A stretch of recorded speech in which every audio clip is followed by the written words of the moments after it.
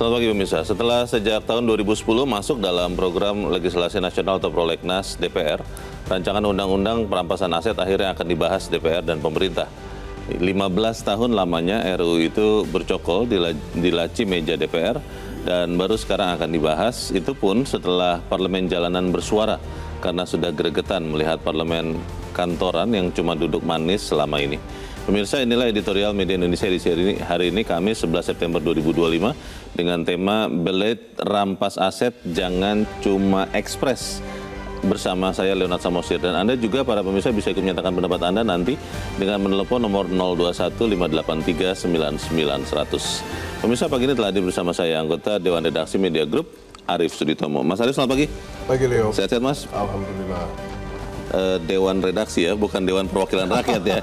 Tadinya kalau Mas DPR, saya mau tanya kenapa begitu lama ini RUU perampasan aset. Pertanyaannya adalah begini, kalau kemudian sekarang mau disegerakan, apakah prinsip Jawa ya, alon-alon asal kelakon itu masih akan bisa dijaga, atau jangan-jangan yang penting jadi dulu lah, karena nanti kalau sampai dikoreksi, ada diuji materi, kan bisa diubah juga. Bagaimana Mas? Ya, ada dua hal yang pada dasarnya harus kita bahas, Leo.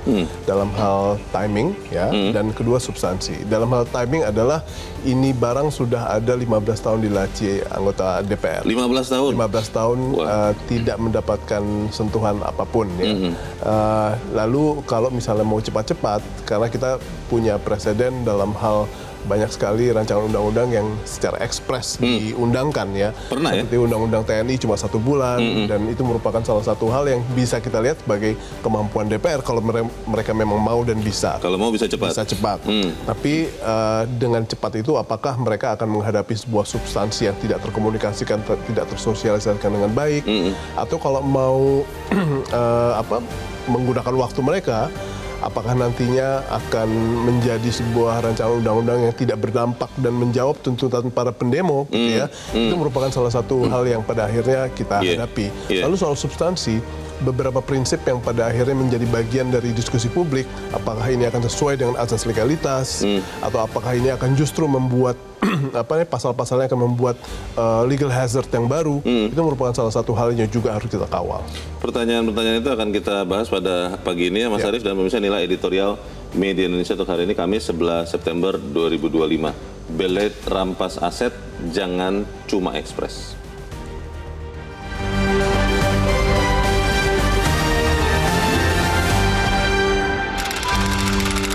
Belet rampas aset, jangan cuma ekspres.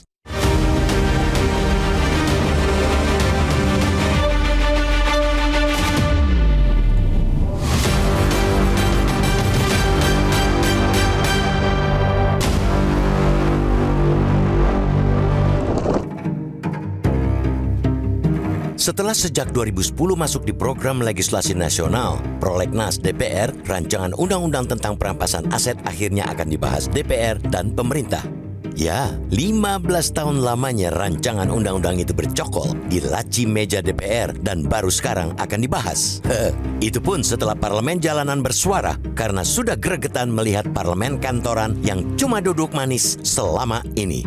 Digagas oleh Pusat Pelaporan dan Analisis Transaksi Keuangan (PPATK) pada 2008, rancangan undang-undang itu dipandang sebagai salah satu terobosan negeri ini dalam memberantas korupsi. Bagaimana tidak, bilet itu akan menggunakan konsep Non-Conviction Based Asset Forfeiture (NCB) yang memungkinkan pemulihan aset negara segera dilakukan tanpa harus menunggu putusan peradilan berkekuatan hukum tetap. Sederhananya, undang-undang itu memungkinkan uang negara yang dicoleng koruptor cepat kembali. Hati para koruptor, termasuk yang baru niat jadi koruptor, tentu jadi kecut dibuatnya. Harta hasil korupsi bisa langsung dirampas negara meski hakim pengadilan belum ketok palu. Kita perlu mengapresiasi keputusan DPR dan pemerintah yang pada akhirnya akan mulai membahas aturan itu. Legislatif dan eksekutif bahkan merencanakan belet itu bisa disahkan pada tahun ini juga, yang terhitung tinggal 3 bulan lagi. Jika berkaca dari kebutnya pembahasan rancangan undang-undang TNI yang berlangsung sekitar sebulan, kecepatan pembahasan rancangan undang-undang oleh DPR dan pemerintah tentu tak perlu diragukan lagi. Rancangan undang-undang TNI mulai dibahas setelah rapat paripurna DPR pada 18 Februari 2025 dan disetujui untuk disahkan menjadi undang-undang pada 20 Maret 2025. Ekspres betul, bukan? Karena itu, tak ada alasan untuk menyaksikan kemampuan ekspres mereka itu. Namun, poin yang perlu disangsikan ialah kualitas dari produk bahasan. Apakah sesuai hati nurani masyarakat? Kebutnya pembahasan rancangan undang-undang perampasan aset itu yang perlu menjadi perhatian bersama. Selama 15 tahun, rancangan undang-undang itu mengendap di laci DPR. Bisa menjadi cermin keengganan para wakil rakyat menyetujuinya. Jika saat ini DPR dan pemerintah berbalik sikap dan segera akan menyetujuinya, di situ pertanyaan substansinya muncul. Bakal seperti apa kualitasnya nanti? Di sini perlunya transparansi pembahasan nanti kepada publik. Tidak boleh ada yang disembunyikan. Pun tak cuma transparan, publik juga harus dilibatkan secara aktif dan bermakna untuk memberi masukan. Apalagi rancangan undang-undang yang digadang-gadang menjadi palu godam bagi koruptor itu akan berkaitan erat dengan norma-norma yang diatur Kitab Undang-Undang Hukum Acara Pidana (KUHAP), kitab sucinya hukum pidana yang dianut Indonesia. Di KUHAP, pengadilan harus lebih dulu dapat membuktikan terjadinya sebuah kejahatan dengan 2 alat bukti yang sah untuk menyatakan seseorang bersalah. Jika tak terbukti, tak ada alasan bagi negara merampas hak individu warga negaranya. Sementara itu di rancangan undang-undang perampasan aset bukan hanya harta tersangka korupsi. Semua aset yang diduga didapat dari kejahatan dan tidak bisa dibuktikan asal-usulnya pun bisa dirampas oleh negara tanpa perlu menunggu putusan pengadilan. Tentu akan ada pembahasan yang untuk menyelaraskan perampasan aset tanpa perlu menunggu putusan pengadilan. Di sini para ahli hukum yang menjadi wakil rakyat di DPR diuji kepiawaiannya. Namun yang pasti, Undang-Undang Perampasan Aset sudah mendesak keberadaannya saat ini. Jika berkaca dari data KPK pada 2024, total kerugian negara akibat korupsi mencapai 45,7 triliun rupiah. Akan tetapi, pemulihan aset melalui mekanisme yang ada baru sekitar 2,5 triliun rupiah dalam kurun waktu 2020-2024. Artinya, sebagian besar harta negara itu hingga kini masih dikuasai para koruptor. Untuk itu, kita dorong para wakil rakyat untuk lebih mengutamakan kualitas pembahasan, bukan hanya target waktu yang harus dikejar. Sebab, perlu diingat, gerakan parlemen jalanan akan kembali bertindak jika parlemen kantoran tak berfungsi.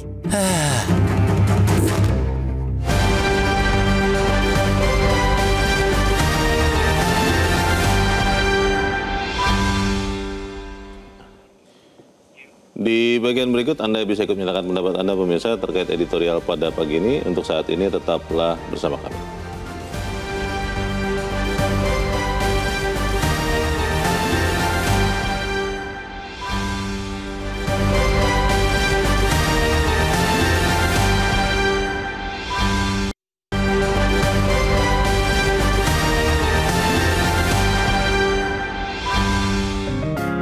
Media Indonesia mengajak Anda untuk mengakses fitur premium e-paper. Dengan sajian konten berbasis intelektual dan meneguhkan kebangsaan, Media Indonesia tampil dengan lebih dinamis melalui e-paper Media Indonesia yang dapat Anda akses kapan saja, di mana saja. Caranya mudah, download aplikasi Media Indonesia di Android atau ketik link e-paper.mediaindonesia.com atau bisa scan QR code pada layar kaca Anda. Klik tab e-paper di bagian samping layar tablet Anda. Daftarkan data diri, serta pilih paket berlangganan e-paper Media Indonesia sesuai dengan kebutuhan Anda. Nikmati juga bonus spesial tambahan 4 halaman rubrik fokus setiap hari. Semua bisa Anda dapatkan hanya di e-paper Media Indonesia. Untuk informasi lebih lanjut, hubungi customer service di nomor 0811 1201 2018 atau kunjungi media sosial @mediaindonesia. Media Indonesia, referensi bangsa. Terima kasih pemirsa, Anda masih bersama kami dan sekarang kita akan mendengarkan dulu ya Mas Arief pendapat dari pemirsa Metro TV. Kali ini dari Mataram, Nusa Tenggara Barat, ada Pak Bion. Pak Bion, selamat pagi. Halo Pak Bion. Selamat pagi Bang Leo. Selamat pagi Pak Bion. Pak, volume televisinya dikecilkan saja Pak, dan langsung pendapat Anda Pak, langsung saja, silakan Pak Bion. Ya. Selamat pagi Bang Leo, Bang Arif, selamat pagi. Selamat pagi Pak. Baik, makasih. Jadi begini Bang Leo, prinsipnya adalah ketika undang-undang korupsi ini, undang-undang perampasan aset ini akan disahkan, ini menjadi menarik bagi rakyat. Tapi mindset berpikir kita secara revolusioner bahwa tidak perlu parlemen ini menunggu dengan selesainya pembahasan KUHP, kitab undang-undang hukum pidana. Persoalannya adalah undang-undang perampasan aset PPATK itu berdiri sendiri, tidak mengakomodir dari undang-undang KUHP. Nah, sangat lucu ketika teman-teman anggota parlemen, tikus-tikus berdasi pejabat negara maling dan korup ini memainkan peran politis praktis yang tidak ada kenyataan, hanyalah retorika. Itu satu. Lalu yang kedua, kita juga membuka sejarah 98 ketika rezim kediktatoran Soeharto membumi hanguskan anak negeri dalam perangkat di penjara kekuasaan. Nah, ini menjadi ancaman bom bagi parlemen dan pejabat negara yang notabene korup terhadap persoalan-persoalan darah rakyat dan dihisap dengan cara-cara mafia politik. Melihat akan jadi tidak Pak undang-undang perampasan aset tahun ini? Ini kan sudah didesakkan oleh rakyat ya, dan DPR, pemerintah berjanji ini akan segera selesai di tahun ini. Percaya tidak itu Pak Bion?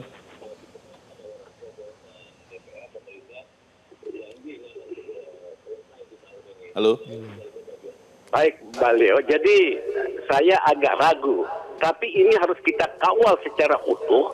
Bila perlu, Prabowo mengeluarkan dikrit bahwa Republik kita darurat terhadap korupsi maling-maling uang negara ini. Dikrit, Perpu bila perlu. Ngapain tunggu DPR Prabowo? Keluarkan Perpu saja untuk menyelesaikan persoalan-persoalan bangsa yang sudah buruk ini. Terima kasih Pak Bion di Mataram, Nusa Tenggara Barat untuk pendapat Anda. Selamat pagi Pak.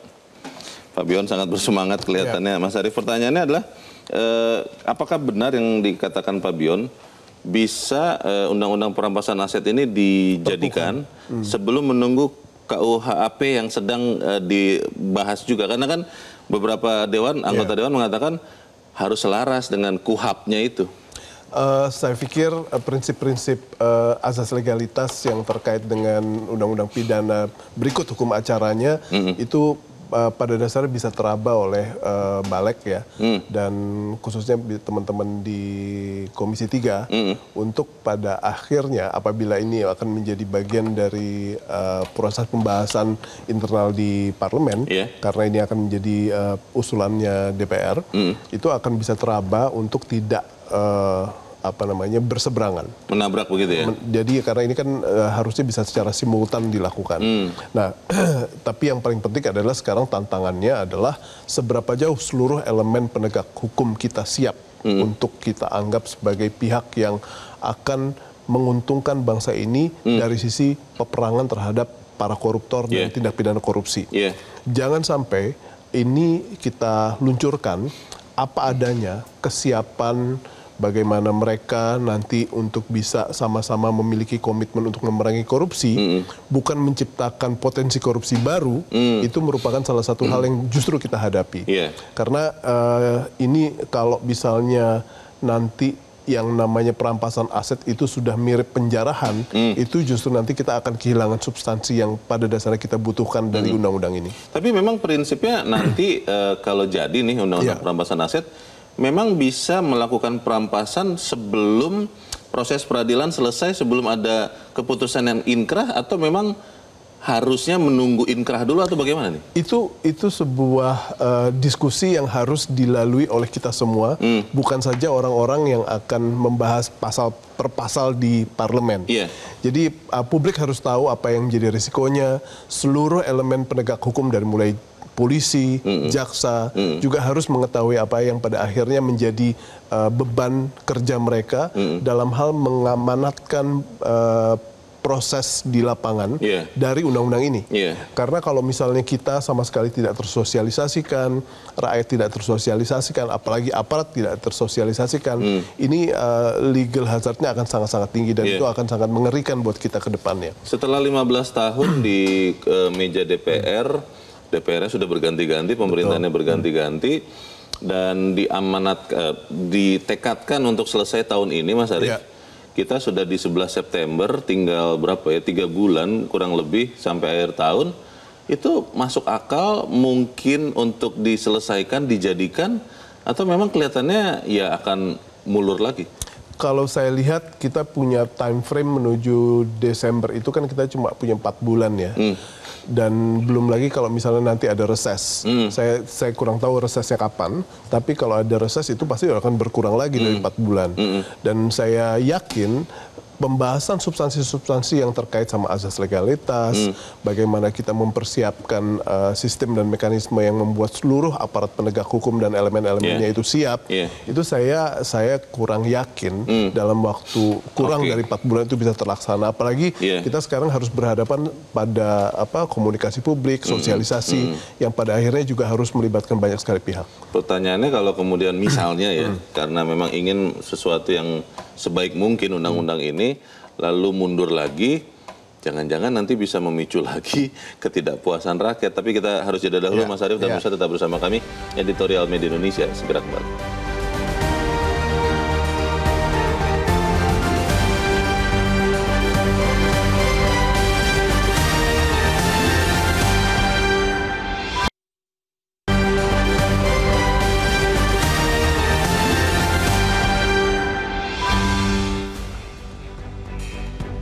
Terima kasih Anda masih bersama kami dan kita ada di bagian akhir diskusi kita pagi ini.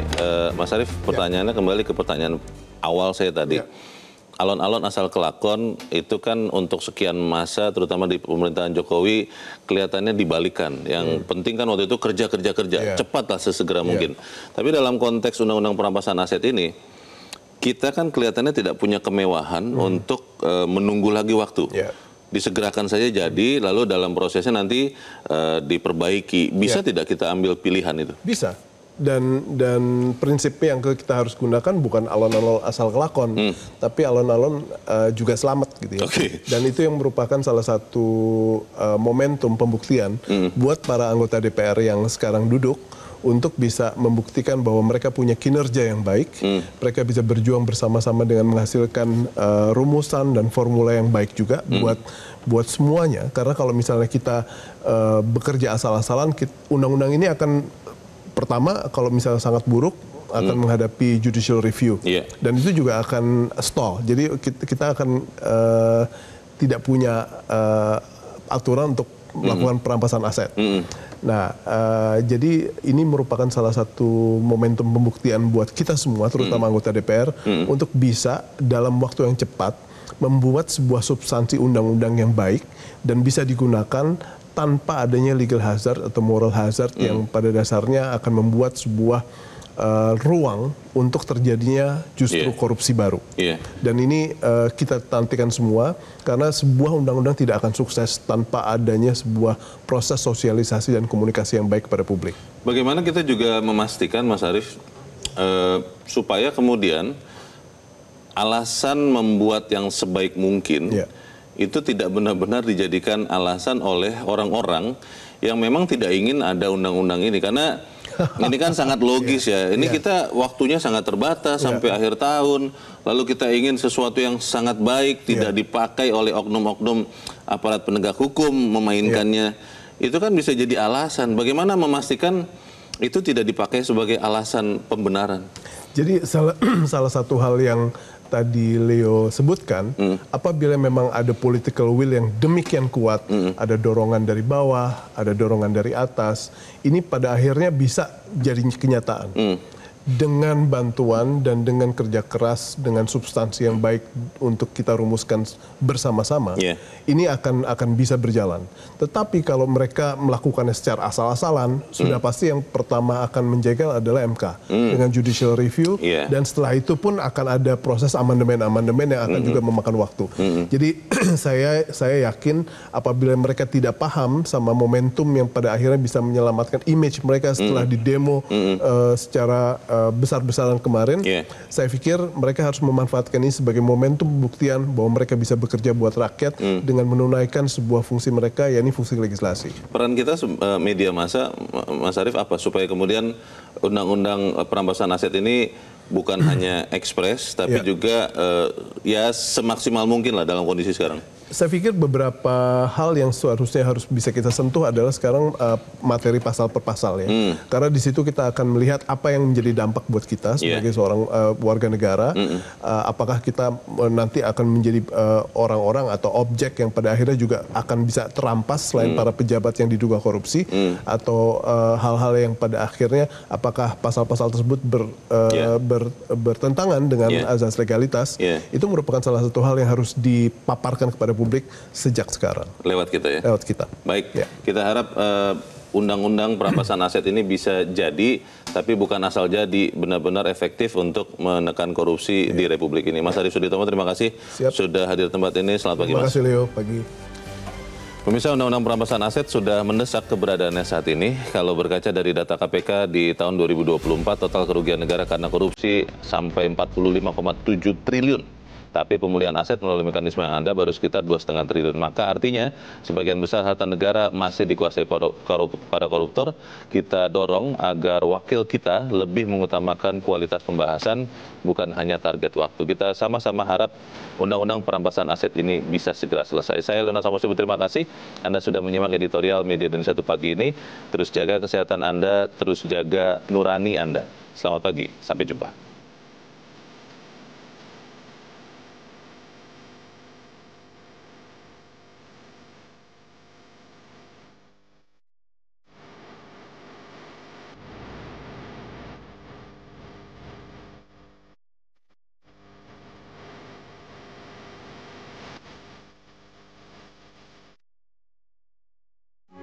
Metro TV. Jelajahi cara baru mendapatkan informasi. Download Metro TV Extend sekarang.